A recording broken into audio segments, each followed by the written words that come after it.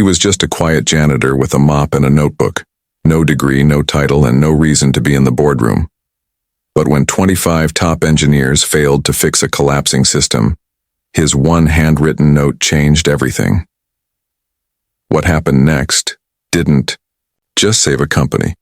It rewrote the rules on talent, timing, and the power of paying attention. If you're new to the channel, don't forget to subscribe, hit that like button, and drop a comment telling us where you're watching from. Now, let's move forward into this inspiring story that proves brilliance can come from the most unexpected places. Rain tapped steadily against the wide glass windows of Lyra Dynamics, a towering tech company nestled in downtown Portland. Inside the 23rd floor boardroom, the mood was even heavier than the weather outside. Around a large table, senior executives sat with tight jaws and furrowed brows. At the front of the room stood Marcellus Bright, the company's lead AI scientist, surrounded by a team of engineers who looked more like overworked college students than top minds in their field. Eyes red, coffee cups empty, tempers stretched. For 6 months, this team had worked on a project meant to change the face of delivery logistics. Their goal? To build an AI system smart enough to reroute delivery paths in real time, adapting to traffic, weather, and events. It was meant to be a game changer. Instead, it was a disaster. Every version of the algorithm crashed. Every demo failed. Investors were pulling out. CEO Graham Elor, a usually confident man with a sharp suit and sharper opinions, stood at the head of the table with arms crossed, not even pretending to hide his frustration. "I don't need more maybes," Graham said coldly. "We either fix this now or suspend the project. We've burned too much time and trust." No one responded. Silence fell like a curtain. 3 floors below, Nico Hart adjusted his hoodie, dripping from the rain, as he rolled his cleaning cart across the lobby. The building's marble floors shone under his feet, and the scent of citrus cleaner filled the air. It was his 3rd shift this week. Between his job here, helping his little sister with homework, and attending night classes at a local community center, Nico had little time for anything else. But Nico had a secret. He noticed everything, while vacuuming halls and scrubbing restrooms. He often passed open offices with glowing monitors left running. He saw lines of code he didn't fully understand, but patterns, yes. He noticed patterns. Tonight, while wiping down glass near the elevator, Nico caught sight of something that stopped him in his tracks. A computer screen left on, just down the hall from the boardroom. The reflection showed a colorful simulation. Roads, numbers, small arrows zigzagging across a digital city. Traffic patterns, he realized. He stepped a little closer. The simulation moved in real time, but something about it felt off. The system kept rerouting through congested areas, then collapsing under the weight of data. He blinked. Why is it not separating layers? A few feet away sat a notepad on an empty desk. After a few seconds of hesitation, Nico reached into his back pocket, pulled out his pen, and scribbled a quick line. "Your root loops are running in isolation, not in layers. Try blending adaptive factors." He didn't sign his full name, just the letter N. He placed the note under the keyboard and walked away. The next morning, Tamsin Ray, a junior data analyst who had barely slept in days, noticed the note. She showed it to Marcellus. At first he laughed, then paused, then frowned. He pulled up the system and tested the suggestion. Instead of building isolated root loops, he adjusted the algorithm to include blended layers. Real-time data combined with predictive patterns. For the first time in months, the simulation didn't crash. Who wrote this, he asked. Nobody knew. Security reviewed footage. Eventually, they traced it back to Nico. "A janitor?" one engineer said, confused. "Doesn't make sense," another said, but Marcellus disagreed. "Maybe it does." That evening, just before Nico clocked out, he was approached by Nina Vale, Lyra's head of operations. She was kind but firm. "Are you the one who left this?" she asked, holding the note. Nico's eyes widened. I didn't mean to overstep. I just saw it and thought maybe." "Come with me," she said. Nico followed, heart pounding. through halls he'd only ever cleaned, up the elevator, to the boardroom. When the doors opened, the same tired engineers and suited executives turned to stare. Graham looked him up and down. "This is the person who found the error?" "He didn't find it," Marcellus corrected. "He saw it." Nico stood awkwardly near the whiteboard, water still dripping from his sleeves. "I'm Nico," he said quietly. "I'm not trained in this stuff. I just like solving problems. I noticed something that didn't fit." Graham crossed his arms. "You're not trained. You're not on the project. You're not even in tech." "No, sir," Nico replied honestly. "But I look at things all the time. I look for patterns. I solve puzzles for fun." "Just for fun?" Marcellus asked. Nico nodded. "It's just how my brain works." Silence. Then Tamsin said softly, "He's right." His suggestion fixed part of the model we couldn't see. Graham studied Nico for a moment longer. Then, "Let him speak." Slowly. Nico stepped up to the whiteboard. His hand trembled slightly as he began sketching what he'd seen in the simulation, how the layers should talk to each other, how the system could learn using a real-time feedback loop, even without complex code changes. The room watched in total silence. When he finished, Marcellus whispered, "He just redesigned the system's core logic." Graham said nothing. But something in his face changed. Something big had just happened. By sunrise, the mood inside Lyra Dynamics had shifted. People who had dragged their feet into the office all week now rushed to their desks, coffee in hand, eager to see what would happen next. The strange part? It had nothing to do with a corporate email or a company-wide announcement. It all started with a note. A single scribbled line on a torn scrap of paper. No name, just a letter, N.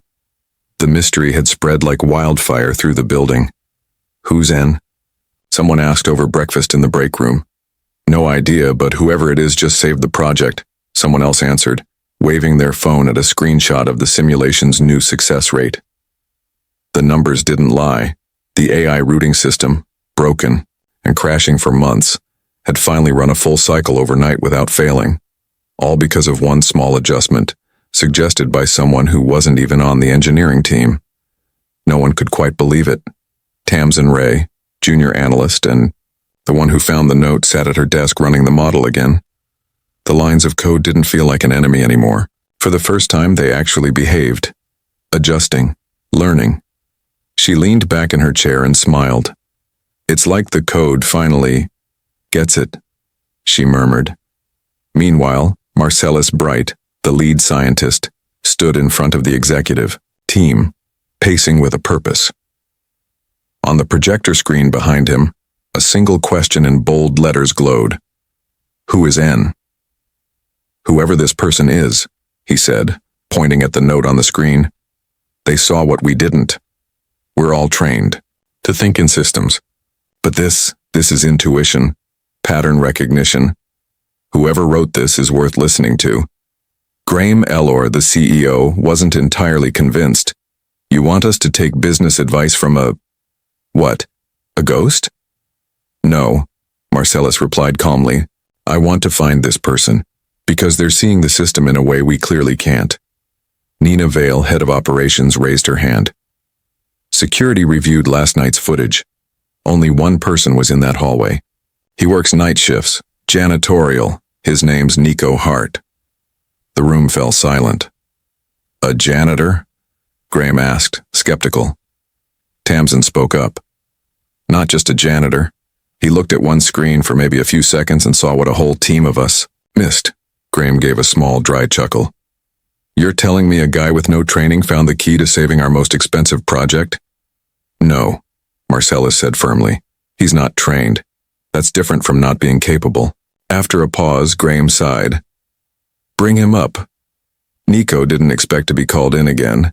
He had hoped his strange whiteboard session was a one-time thing. But before his next shift could even start, security asked him to report to the 23rd floor. This time, he wasn't wearing a hoodie. He'd borrowed a clean button-up from his neighbor and tried to comb his thick curls into something that looked slightly less wild. When he walked into the executive lounge, he felt all eyes land on him. Tamsin gave him a small smile. Marcellus nodded in greeting. Graham? He just watched. Mr. Hart, Graham began. How exactly did you notice the flaw? Nico looked around the room. Honestly, I wasn't trying to find anything. I was just cleaning. I saw a screen that didn't make sense. So I wrote what I thought.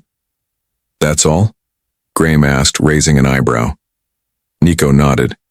That's all. But I've always been like that. I like figuring things out. My brain kind of plays with patterns. Tamsin leaned forward. Do you have experience with algorithms? No formal training, Nico said. But I've done online tutorials, watched a ton of lectures, and I make my own logic puzzles for fun. Marcellus handed Nico a marker. Would you mind walking us through your thought process again? Nico took a shaky breath. He stepped up to the whiteboard. This time, he didn't stumble. He drew the basic layout of a route prediction model. Then he began to mark where the current system failed, treating every variable as separate, when in real life, they were always connected. Traffic, weather, road conditions, event schedules, layers, not silos. He rewrote the model using a simple visual, like stacking transparencies over one another. One clear layer at a time. And just like that, everyone in the room could see what he saw. When Nico finished, Graham tapped his fingers on the desk. Are you suggesting we rebuild the model based on this new structure? I'm not suggesting anything, Nico replied. I'm just showing what I noticed. Marcellus stood. We've tested the new structure. Early data shows a 40% improvement in prediction accuracy, and the AI is now adjusting itself with every new layer added. It's learning.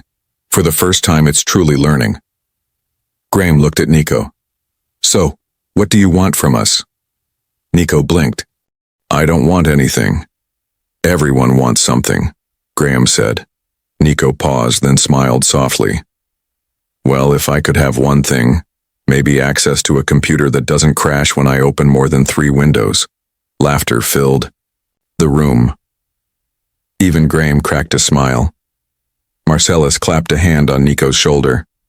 Welcome to the team, Nico. Downstairs, the other janitors watched from afar as Nico left the elevator. He looked different, not because of his clothes, but because of the way he walked. A little taller, a little more sure of himself. He didn't say anything as he grabbed his cart. But inside, he was beginning to believe something he never had before. Maybe he belonged. For the first time in Lyra Dynamics history, the most important voice in the room wasn't from a seasoned engineer, a top executive, or someone with a degree from a big-name university. It was from Nico Hart, the soft-spoken janitor who saw a flaw, spoke up, and accidentally saved the company's most ambitious project. The following Monday, Nico sat at the edge of the company's innovation lab, a bright, glass-walled room filled with giant monitors, smartboards, and rolling chairs that moved far too easily. He didn't sit at the main table, not yet. He stayed near the edge, notebook in hand, listening closely as the others talked numbers, projections, and updates. The room buzzed with energy. The algorithm was no longer failing. In fact, it was improving every day, thanks to the shift Nico had helped them see. His pattern model, based on layered environmental factors, had sparked something in the AI system that hadn't existed before. The ability to learn from context, not just data. Still, Nico didn't speak much. He wrote ideas down but rarely raised his hand. He felt like a guest in someone else's house. That changed during a live test review. Tamsin clicked through a new traffic simulation on the main screen, her voice steady. We've added a temperature layer into the route predictions, and now, we're seeing more stability in northern zones during winter loadouts. Marcellus leaned in. Can we see the weather variance model next? As she flipped tabs, the model stalled. A small hiccup, but enough to draw a few groans. Still lagging, she muttered. We've hit the same bottleneck again. Everyone fell quiet, unsure how to solve the slowdown in system learning. From his corner, Nico cleared his throat. Softly. Sorry. Can I say something? All eyes turned. "Go ahead," said Marcellus, nodding. Nico stood up slowly. "I think your model's trying to process all environmental factors in parallel again. If you stagger the input triggers, like a delay line, each new layer can align better before the next one enters." Tamsin blinked. "You mean like a step sync?" Nico nodded. "Yeah, kind of like waiting for one light to turn green before pushing the next." Marcellus turned to the engineering team. "Let's run it." Within moments, the test model adjusted. This time, the simulation didn't just hold, it sped up. Data flowed faster. Predictions became more accurate. The team sat forward, stunned. "Well," Graham said from the doorway, having silently entered, "seems like someone just earned a real seat at the table." That afternoon, Nico found his name added to the project task list. Not at the bottom, not under guest contributor, just Nico Hart, systems observer and adaptive strategist. He didn't even know what to do with the title, but it felt real. Later that evening, Tamsin found Nico sitting by the windows, scribbling in his notebook. "Why didn't you speak up earlier?" she asked, handing him a cup of tea. "I didn't want to overstep," Nico replied, eyes on the city below. "I'm not trained like you all," Tamsin smiled. "Maybe not on paper, but you see things the rest of us miss. That's not something you can teach." He looked over. "Do you really think I belong here?" She nodded. "Absolutely. The AI algorithms just code. But the way you think, that's what made it better." Over the next 2 weeks, Nico's role grew. He wasn't the loudest voice in the room, but when he spoke, people listened. He worked side by side with engineers, sometimes asking strange questions like, what would the system do if a parade closed 10 blocks? Or, how does it know when a road's blocked but not reported? Questions no one else thought to ask. And his answers? They worked. The system evolved. Faster, smarter. Graham started inviting Nico to strategy briefings. Investors noticed the progress. Headlines started to shift from Lyra's AI gamble to the turnaround no one saw coming. And still, Nico came in early, stayed late, took notes, cleaned up after meetings when no one asked him to, humble, focused and grateful. Then one Friday, as the team prepped for a live investor demo, the system began glitching again. The room filled with anxiety. This was the moment that could either save or sink the company's funding. Marcellus looked to Nico. "What do you see?" Nico stood up, quiet, calm, eyes scanning the error messages. "I think the system's trying to predict too far ahead. It's getting overwhelmed by future assumptions instead of reacting to the present." Graham frowned. "What's the fix?" Nico smiled a little. "Tell it to breathe." Everyone stared. He explained. "Just like people, sometimes systems need to reset before they overthink. Build a short-term memory loop into the structure. Let it forget what it doesn't need yet." Tamsin jumped to the terminal, a few quick changes, fingers flying. 5 seconds later, the simulation stabilized, then soared. And the investors? They were stunned. By the end of the day, Nico didn't just have a seat at the table. He had a place in the heart of the company. A week later, Graham stood in front of the team with an announcement. "Starting this month, Nico Hart will co-lead our innovation group. And beginning immediately, Lyra Dynamics will fully sponsor his continued education, wherever he wants to go." Applause thundered, not because they had to, but because they meant it. 6 months had passed since Nico Hart took his first shaky step into the boardroom at Lyra Dynamics. Back then he was just the janitor with the note. Now he was something entirely different.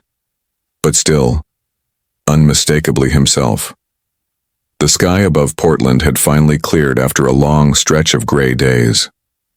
It was the first truly warm weekend of spring, and Nico stood outside a small brick building on the east side of town. The walls were freshly painted, the windows wide open, and the sound of quiet laughter drifted from inside. Above the door, in simple letters, hung a hand-carved wooden sign, "The Echo Room, a place to learn, explore, and belong." Nico looked up at the sign with quiet pride. The building used to be an abandoned corner store. Now it was something new, a community tech and creativity hub, not run by a corporation, not built by wealthy investors. Funded instead by Nico's first company bonus and supported by the team at Lyra Dynamics. He'd made a decision early on. If the world had room for someone like him to be seen and valued, then he was going to help make room for others. Inside, kids from the neighborhood sat around tables with tablets and notebooks. Some were coding simple games. Others were sketching out ideas for inventions or solving puzzles together. There were no uniforms, no grades.